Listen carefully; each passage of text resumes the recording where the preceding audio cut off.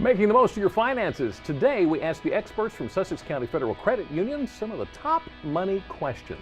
Plus, the art of spinning glass, how a local artist makes these beautiful items and where you can get your hands on them. And like birds of a feather, these guys are going to be partying together this weekend. Coming up, a preview of the Feathered Fiesta at the Delmarva Discovery Center. It's a Tuesday. That means we are in the kitchen making a delicious Italian dish, rigatoni pepperoni. I just want to say it like that. Delmarva Live starts right now. Are you supposed to roll your R? Rigatoni. I was doing this, but you couldn't see it. No, so. Okay. Good afternoon, everyone. I'm Lisa Bryant. I'm Jimmy Hopple. Welcome to Delmarva Live from Historic Studio D. And as always, we'd like to welcome our studio audience for joining us today. They know what it smells like in here. Oh, my goodness. Yeah, it smells wonderful. Yeah, we haven't absolutely. even put it together yet. I know, right? It's great. So we're starting our hot topics off with skateboarding. You're a skater boy, right? No. No. I couldn't stay on one. I tried. Well, not in those boots, you couldn't. But the skateboarding is a big topic in Ocean City, particularly the boardwalk. Folks want to start skating on the boardwalk. Now, this is the skate park right here. This is where you are allowed to skateboard in Ocean City, the only place. But Mike Chester started an online petition asking to allow skateboarding all year long in the town and on the boardwalk, because you're not allowed to do it on the boardwalk ever. Yeah. Because I guess you can ride your bikes there at certain times, but you can't skateboard. No skateboard. And, right. And one of the things I think Mike is saying as well is, he's not out there trying to destroy things. He's not causing damage. It's his form of transportation. Right. So that's how one he of the gets to reasons work. Yeah, obviously. So we put it on Facebook. Yeah. Asked what you thought about it. Got some interesting responses. Lori Ann said, with as many people that walk the boardwalk, I think that's a disaster waiting to happen. I thought OC had skateboard parks. Why can't they be happy with them? Just a bad idea, IMO, which is in my opinion. In my opinion, yeah. Dee Torres, only if it is early in the morning. So Dee is saying, kind of like the bicycles, have a specific time when you can ride your skateboard on the boardwalk. That's an idea. Bobby said, I think it's just a tad too crowded during the summer. People on foot walking into other people. Just imagine what it'd be like with skateboards. And Kathleen Eskridge, no harm, no foul. As long as they are following the same rules as bikes, it shouldn't be a problem. I don't know. What do you think? You can like us on Facebook and tell us what you think. The question's still up there. We were talking about this morning. I can't remember. There's not a bicycle lane on Coastal Highway, right? Right. We were trying to. There's a bus lane. There's a bus lane, but I don't know if there's a bicycle lane. But there's bicycles there. Yeah. So what if they just took out the sidewalks all the way up to the buildings on either side, just make a bike and bus lane? Where would the people walk? They'd get a skateboard. Yeah.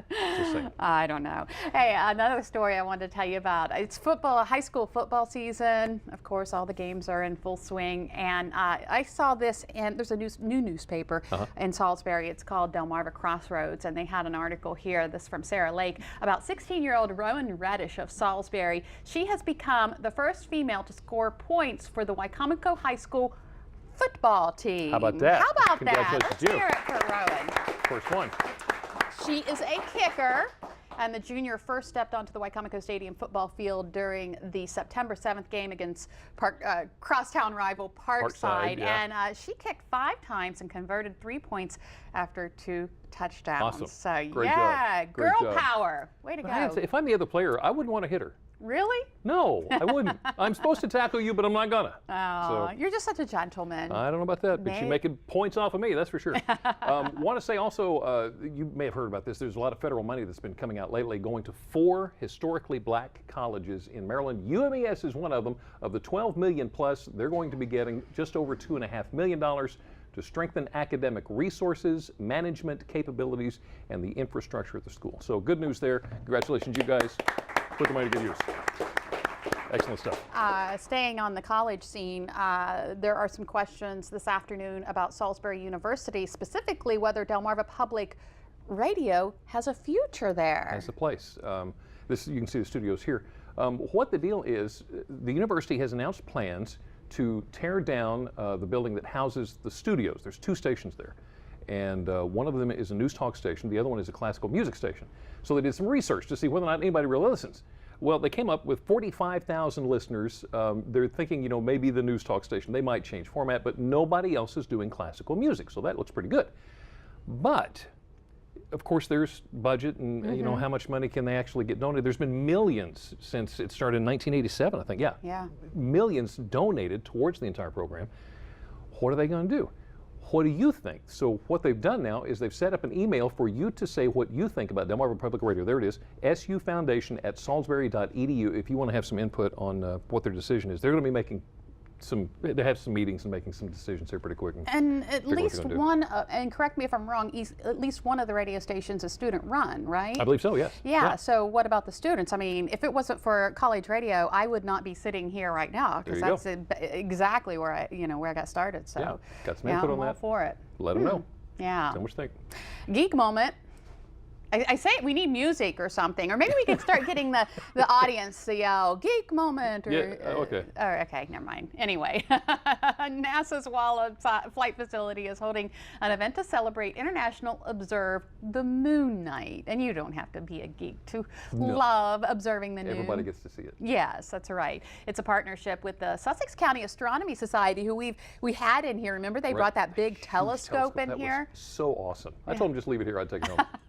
Wouldn't listen to it. All are invited to the free event. It's actually this Saturday, and they're going to have some children activities, interactive exhibits. Saturday, September 22nd at dusk. 6:30 to 10 p.m. is the actual time.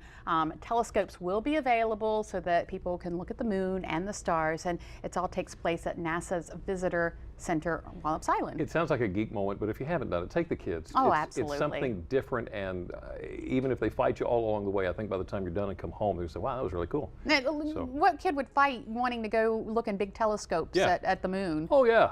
Oh, yeah. These things are great. There's something happening this year. Oh, by the way, this year is dedicated to astronaut Neil Armstrong. Oh, yeah, that's an important part. He passed away last month. To honor the wishes of the Armstrong family, everyone who goes to this event down at Wallops Island, they're asking that you wink at the moon. Wink at the moon. To honor Neil Armstrong. For Neil. That's a big deal. The Chincoteague Volunteer Fire Company has decided that they are no longer going to try to track the lineage of the ponies that go up for auction. You know, we've got the pony swim every year, every July. And what they've been doing since 1994, I think, is they've been trying to keep track of the heritage of each of the ponies that is sold. Right. That's a lot of trouble. So the Chincoteague Pony Association and the Volunteer Fire Company is saying, you know, we've done the best we can. It's a lot of trouble. We're not doing that well. There's some inaccuracies that were unintended, but so from now on, you can still buy a pony at auction, and you'll still get a certificate that says this is an authentic Chincoteague pony. It's just not going to have mom and dad listed. Oh, okay. So it's not really that. So you don't deal. know if your pony is a descendant of Misty.